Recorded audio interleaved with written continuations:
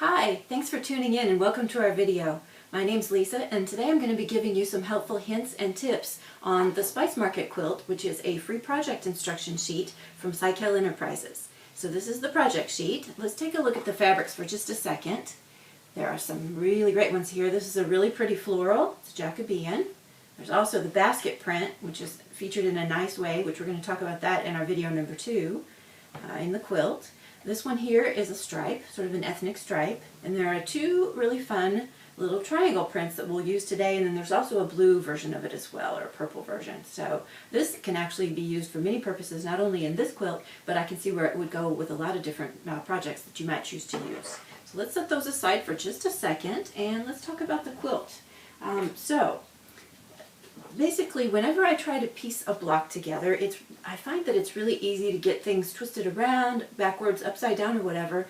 But a tip that I found that really helps me is to lay out my pieces of my block in a certain way on something, okay? So I had a scrap of some beadboard and some batting, basically some fusible fleece, a couple layers of that, and then just some scraps of gridded flannel. And I put together myself a board where I can just kind of lay things out and they'll stick. But if you don't have access to any of that, like I had just kind of laying around from remodeling projects, another thing that's just real quick and easy is if you've got one of those Tupperware totes and you've got a big flat lid. This one has bumps in it, which is a little bothersome, but if you can find one that's flat, sometimes you can see that even a big block generally fits. I just like to lay them out, and then that way I can kind of work my way through it and piece the block that way. So let's take a look at this.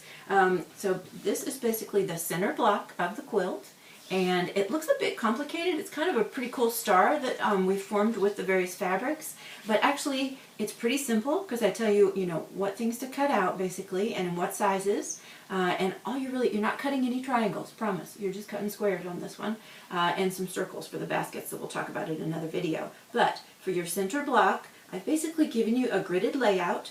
There's one with letters on it to tell you where your various letter pieces go for your fabrics. And then there's also one with pictures, which is the easiest thing for me. So and we're going to get to how to piece all these little guys in just a second, but once I had them all pieced, basically I just took this picture and I laid them out on my background, just kind of followed, here's what I need in row 1, piece 1, etc., etc. And if you take a look at it, it's really just a series of simple squares and then what we call half square triangles. And I'm going to teach you how to do these guys. So let's take a look at that real quickly. We're going to set our project sheet aside for a moment.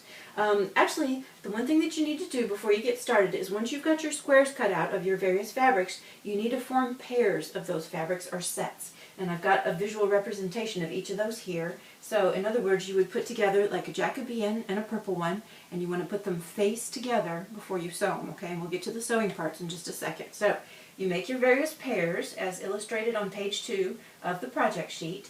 Once you've done that, then you want to take them and you can mark them. Let's talk about how to do your squares. Basically, in order to mark the square, you're going to want to take, I found that a piece of sandpaper is really helpful because it can keep your square from moving around as much. So go ahead and lay down your sandpaper and lay down your square, and you've got a couple of different options. I found where a mechanical chalk pencil can give you a nice fine line. Sometimes and that works out good on dark fabrics. Sometimes though on lighter fabrics, you can also just use a regular, like a number 2 mechanical type pencil. This is all in the inside, so it's not really going to show. So whatever is appropriate for your fabric, you can grab that marking tool. You can also use just a simple ruler. So basically what you'll want to do, I'll show this as a close-up, is you just lay your ruler down from one corner to the other, and you would go ahead and mark a line. Now if you're going to do it this way, don't sew on the line that you marked. You're going to want to mark a line and then sew 1/4 of an inch to the one side of it. That's one seam. And then go on the other side of your marked line and sew again 1/4 of an inch away from that marked line, and then you end up cutting the pieces apart on your marked line, okay? So that's one way to do it. Something that's a little bit easier though is there's this a tool, and it's called let me get the name of it. It's a quick quarter quilter's rule, okay? This little guy here, he's kind of cool. He's got little slots in him, and then, so basically all you do, and I found that these little windows are a little bit hard to see sometimes, so I will actually take my pencil and I will mark my little corners, okay? And then that makes them easier for my eyes to find as I put those marks inside the little window that goes down the middle. Once I've got it completely lined up, then I'm going to go ahead and just mark a line. Alright, and I've got one of these neat spinning boards. So without having to mark upside down and backwards and sideways, I can just mark the other line. Okay? So, okay. So, you now have your square, and he's got two diagonal lines. Now, if you're going to mark it this way, you can actually sew on those lines. That's what is the advantage of this guy. Is he will put lines down if you'll mark, and don't be overly generous when you mark your lines. Try and get your pencil right snug up against the edges of it, and you get the better accuracy that way. Okay, so once you've got that marked, then you put these back face together. Okay, just like this. I'll put it down here. We can get a close-up of it. All right, and what you're going to want to do now is sew on each of those lines. And I'll give you an example of that. So here's an example. See, I've gone ahead and sewn on each of those lines, and I started out as a kid making Barbie clothes and doing a lot of garment sewing, so I'm a backstitcher. Some quilters prefer not to backstitch because they feel like it adds bulk, and that's a personal decision. However, I've heard from a lot of long armors who's worked on a lot of quilt tops, and they've had to sort of piece things back together when they've started to come loose. So I'm a backstitcher, y'all. So I just backstitched on each end of it. Okay, so once you've done that, once you've sewn it, then you'll end up with one that looks like this, a little bit different prints, but it's the same concept. And all you want to do is take your scissors and just cut down the middle of them, and you're going to cut them apart to where basically you are going to end up with two sets like this. And once you open them up, the magic happens because you've actually got your little half square triangle with one print on each side. So I like to take it and I'll just kind of finger press it. It's handy if you have the option to set up an iron next to your sewing machine. That's super great. Not everybody has the space, so fingernails are fingernails, and you can use them as little pressing irons. Now, I have already trimmed the little, you get dog ears. Here, I'll show you the dog ears. You get these little dog ear fellas that stick out. So this guy, you can see, he's all trimmed up nicely. Okay, put that down where you can see it. And here's the one with the dog ears. And those, basically you can leave them. They're not going to hurt anybody, but they do add bulk later on when you or whomsoever is going to end up quilting your quilt.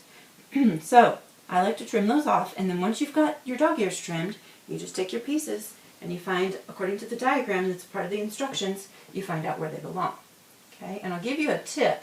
You'll see that these have turned out, you kind of have to watch, okay? So if you're not one of the people like I am who has to have all your little, prints running in a certain direction, then don't trouble yourself with this. But the way I achieved this, okay, with that one, so you would think that you would put your two squares together with their prints running the same direction. I'll give you a close-up of that, okay? So normally you would think that you would put those running the same direction.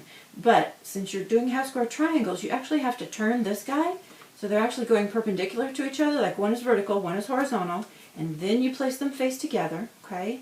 And then you end up with this guy where both of the sets of triangles are running the right side, okay, the right way. Otherwise, if you didn't do this, they would end up going a little bit crooked, which again, if you're not one of those people who that bothers, you just knock yourself out, that's awesome. Me, myself, I kind of like them going in a certain direction, so that's just a helpful tip. You can also kind of watch that a little bit directionally. You'll see that, such as here, this red, you're going to want this Jacobean with the red going a certain way. And if that's the way you want it, just think through it as you're doing you can draw your diagonal lines a different direction, okay? One way versus the other way, across the opposite diagonal, if you need your prints to run a certain way. So just for what that's worth. Okay, so once you've got all of your half square triangles pieced together out of all of your pairs of squares, then you do what I have done here, which is just take them and lay them all out according to the diagram that's on page 2. And basically you just take your squares, okay, and once you've got them all laid out, then it's super easy because all you have to do is just take and you just piece them right across. Join the one to the next, okay? So you're going to join all those all together, and see, there's your top row. And you didn't get anybody twisted around. It all went together super straight, okay? So isn't that pretty? So now, all you would do is just piece each of your rows across, okay? All the way down through. Once you have each of your rows pieced together, then start sewing the rows to each other. In other words, once you get this guy sewn, and this one all together this way, then you go ahead and sew this one to this one, and then you would add the next one, all the way through, and then pretty soon you have your super cool center block. So Hope that helps, and if you have any questions, you can feel free to contact us. We're also going to do a video number 2 because we're going to talk about, there's a couple of extra techniques that I can teach you on how to put together these basket circles. So tune in for our second video. Thanks and happy sewing!